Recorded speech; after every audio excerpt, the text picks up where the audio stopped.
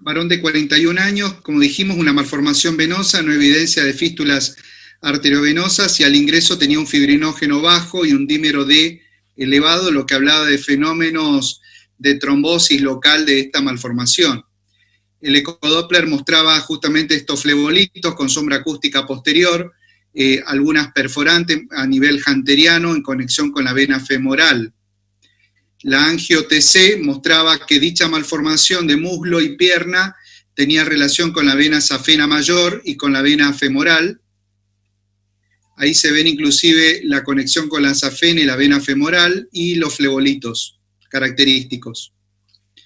La angiografía, tiempo arterial, no se ve una fístula arteriovenosa significativa. El tiempo venoso sí se ve la conexión de la malformación con la vena femoral y con la vena safena mayor o magna. Fíjense la proximidad de esa perforante a nivel del hunter con la vena femoral. Como opciones terapéuticas acá nos planteamos qué hacer, si lo operábamos, si hacíamos esclerosis, si hacíamos cirugía resectiva. Nosotros planteamos justamente esta opción, que era de un procedimiento híbrido combinado, haciendo una embolización con Onyx 34, con catéter, microcatéter, embolización con coils, de liberación controlada, una ablación térmica con láser y FON con estoxiesclerol. En el procedimiento se hizo en una sala de hemodinamia, bajo sedación, donde justamente hicimos un abordaje de la safena distal, hicimos una ablación láser proximal, justamente para evitar la embolia. Este es el resultado post-láser, cómo se ve ya la oclusión de esa vena. Hicimos la ablación de todos los troncos, y para asegurarnos y evitar la recidiva, se realizó una embolización con microcoils de 0,21 tipo concerto, que son coils de liberación controlada. Eso permite posicionar al coil, ir armándolo, fíjense cómo se va armando el coils, haciendo los nidos para anclarlo y posteriormente liberarlos. Una vez que estamos seguros de la posición del coils, podemos hacer la liberación del mismo. Esto se hace con microcatéter, ahí se ve el resultado y se ve todavía la permanencia de la conexión. Utilizamos el Onyx, que es un derivado del etileno, del alcohol, etinilalcohol, con dimetilsulfóxido, que es el diluyente. Se puede hacer en forma directa en la formación, sin el diluyente, y ahí se ve cómo se va moldeando con el Onyx toda la formación. Lo bueno es que es como una lava que se va metiendo en la formación y dejamos de inyectar y deja de progresar. Esa es la característica que tiene el Onyx. Entonces es posible tratar todas las perforantes y las comunicantes. Y ahí se ve justamente la indemnidad del sistema venoso profundo, que eso es lo más importante, de no realizar una embolia del sistema venoso profundo. El paciente se hizo, a todas las malformaciones le hacemos profilaxis de TBP y de sangrado con heparina de bajo peso molecular en dosis anticoagulantes por 7 días, una deambulación inmediata. La evolución fue satisfactoria, se fue a las 18 horas post procedimiento y se realizó escleroterapia complementaria y un seguimiento por el doctor Alejandro Conde, que es el médico de cabecera. Fíjense justamente acá la malformación a la semana, con todavía los hematomas, y a los 2 meses cómo se ve una retracción en forma significativa de todas esas malformaciones, y esto se va a complementar posteriormente con escleroterapia y láser dérmico. El tratamiento combinado también no solamente hacemos para malformaciones en miembros inferiores, sino también de miembros superiores. En este caso compromete la mano, el antebrazo, el cuello, y justamente son malformaciones venosas, no son fístulas arteriovenosas ni malformaciones arteriovenosas. Fíjense la punción ecoasistida y asistida por radiología de los diferentes nidos, de los diferentes segmentos, y en este caso se hace un tratamiento combinado con Onyx y con etoxiesclerol. Ahí vamos a ver un poquito cómo el Onyx va haciendo un molde de toda la estructura. A medida que vamos inyectando se va ocupando toda la malformación, dejamos de inyectar y deja de progresar. Y el único tema es también el costo, es un costo muy elevado de estos tratamientos. Justamente en este caso se usaron casi 20 ampollas de Onyx de 1,5 mililitros. Se trata de una mujer de 38 años con un dolor lumbar del lado derecho intermitente, intensidad 6 en 10, episodios intermitentes de hematuria leve. En la ecografía le pedimos una ecografía renal y tenía un dímero D y fibrinógeno normal. Cuando vimos una malformación, siempre pedimos dímero D y fibrinógeno.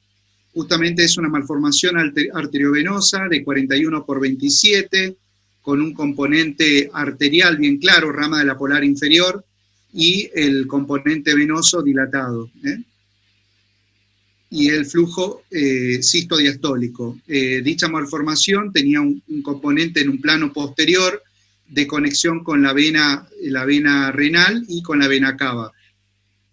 Ahí decidimos hacer una arteriografía junto con el doctor León Valdivieso, ahí del servicio de cardiología intervencionista de Fundación, donde ahí vimos en el tiempo arterial el componente característico de la rama polar, de la polar inferior, cómo se conecta tortuosidad con el componente venoso y esa dilatación aneurismática venosa en un plano posterior. Justamente acá, como opciones terapéuticas, nos habíamos planteado distintas opciones. Justamente acá decidimos hacer un procedimiento endovascular, canulamos con técnica coaxial, con un catéter guía, después con un catéter multipropósito y después con un microcatéter de 0,18, un Revar. Justamente posicionamos, hicimos una embolización con microcoils de 0,18, todo el componente arterial, el componente venoso, y justamente se complementó con Onyx 34 sellando esa cavidad. Íbamos a hacer el tiempo venoso, canulando la rama de la vena renal, pero cuando vimos las primeras imágenes nos quedamos bastante conformes y decidimos esperar. Esperamos unos minutos y a los minutos ya empezamos a ver cómo se empezó a borrar el componente venoso, por lo tanto decidimos no hacer el tiempo venoso, solamente el sector aferente y el nido. Aferente y nido y no el sector eferente. Justamente ahí vimos el resultado, que el resultado fue satisfactorio. La evolución, el paciente se fue de alta a las 20 horas, AINES de ambulación precoz, y en la tomografía de control vimos justamente cómo se ve el Onyx, los coils, y la oclusión también tanto del componente aferente del nido y del pseudoaneurisma venoso que tenía en un plano posterior. Estamos hablando de un varón de 31 años con una malformación vascular congénita compatible con síndrome de Klippel-Trenaunay, una negación de los padres cuando era muy pequeño de hacerle una cirugía resectiva, presentaba lesiones cutáneas, fíjense, compatibles con NEU, como lesiones capilares, una elongación del miembro inferior derecho, fíjense el nivel del glúteo, tenía una radiografía milimetrada que mostraba el desnivel, la presencia de una vena marginal en cara externa de la pierna que nacía del tobillo hasta la zona glútea, y el paciente venía, también le habíamos pedido un dímero D normal y un fibrinógeno normal. El dímero D está un poquito elevado, hasta 100 lo podemos considerar normal, hasta 200 mayor compromiso, y un coagulograma quick KPTT y plaquetas normales. Fíjense el nacimiento de esta vena marginal a nivel del tobillo. Después, tardíamente, le hicimos una oximetría que nos había recomendado el doctor Segura en controles post-tratamiento y no tenía evidencia de diferencia de oxímetro de pulso en tanto el lado derecho como el lado izquierdo. Estaba muy limitado su vida con respecto al calzado, tenía un zapato más grande que el otro, y acá se planteaba un poco cómo lo íbamos a estudiar a este paciente. La semiología es fundamental. Nos valemos mucho de la ecografía. En la ecografía sí se ve complementario a la malformación, a la vena marginal y a las múltiples conexiones de esa malformación con el plano profundo.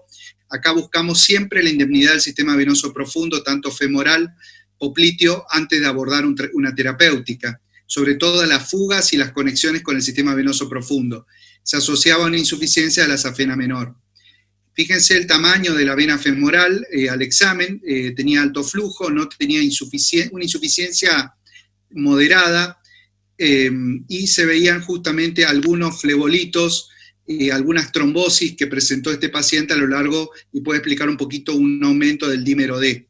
Fíjense, estas son trombosis que presentaba el paciente. La tomografía, para avanzar en las reconstrucciones, nos mostraba una vena ilíaca derecha un poco dilatada, una hipogástrica dilatada, y en una reconstrucción podemos observar que todos los afluentes o las conexiones de esa malformación se daban fundamentalmente con la vena femoral y no con la vena hipogástrica. Nosotros acá estábamos tentados en hacer una embolización de la glútea, pero no hemos visto una vena glútea desarrollada ni que estuviera conectada con dicha malformación. Es frecuente encontrar los Klippel-Trenaunay, justamente estas malformaciones, con la pelvis. Por suerte no tenía compromiso con la pelvis. Van a ver justamente la vena marginal a lo largo del muslo, la pierna hasta el tobillo, con afluentes significativos a nivel de la cara externa del muslo, en el tercio distal, tercio medio. Nosotros hemos contado más de 16 conexiones con el plano profundo, y planteamos acá diferentes opciones terapéuticas. Habíamos planteado de hacer una cirugía resectiva, o hacer FOM, una embolización endovascular, o optar fundamentalmente con procedimientos híbridos, por lo que decidimos hacer un procedimiento híbrido. El mapeo lo hacemos nosotros, pudimos marcar la vena marginal, fíjense, perforantes en el pie, interdigitales en cara externa, eran más de 16 o 18, no me acuerdo bien, vena marginal, y vemos todas las perforantes. Decidimos hacer una flebografía intraoperatoria. Acá por cuestiones técnicas no tenemos la imagen de la pelvis, pero sí tenemos un mapeo de distal. Cuando hice la punción de flebografía ascendente al nivel de la pierna, no logré ver el profundo, puse un lazo, decidimos optar directamente por una punción de vena poplitea en cara externa de pierna, de muslo, pudimos abordarla ahí, y ahí hacer un mapeo, y vimos indemnidad del profundo, muy dilatado, con una insuficiencia moderada, y la indemnidad del eje ilíaco. Optamos por hacer un tratamiento híbrido de embolización asistida bajo radioscopía y ecografía con Onyx, y el Onyx lo usamos fundamentalmente para esas perforantes en conexión con la vena femoral, porque nos permite hacer un sellado. Hicimos láser de las perforantes de menor tamaño, entonces láser más Onyx para estas perforantes. Eso nos asegura de sellar todas las posibilidades de embolia cuando hacemos el tratamiento de la vena marginal. Entonces primero todas las fugas y después la vena marginal. Ahí empezamos la parte complementaria de algunas perforantes con láser, donde lo hacemos ecoasistido, punzamos. Estamos en esta perforante, que cada perforante medía más de 1 centímetro, para que tengan una idea, fíjense el flujo que tenía, y hacemos esta ablación térmica sin tumescencia. Procedemos a hacer la ablación usando inclusive hasta 120 de energía utilizada para ablacionar, por milímetro, por centímetro cuadrado, justamente entre 80 y 120. Hicimos también en forma complementaria al FON de todas las perforantes, sobre todo de las pequeñas en forma complementaria, y de los vasos epifaciales, y de la vena marginal. La vena marginal en definitiva la tratamos con láser, con la espuma. La duración del procedimiento fue de 80 minutos, fue con anestesia raquídea, usamos norma de bioseguridad para COVID. La externación fue a las 2 horas, la elastocompresión fue por 72 horas con venda elástica, y luego medias elásticas de alta compresión y de ambulación inmediata. Utilizamos heparina de bajo peso molecular de acuerdo a recomendación de hematología en dosis profiláctica por 4 días.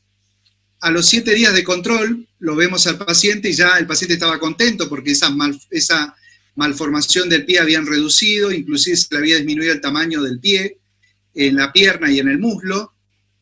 El ecodoppler, fíjense cómo se ve la vena, justamente esa vena a nivel del hunt, de la cara externa del muslo, el tamaño, cómo estaba ocluida por el Onyx, y la vena marginal ocluida por el FOAN y el láser.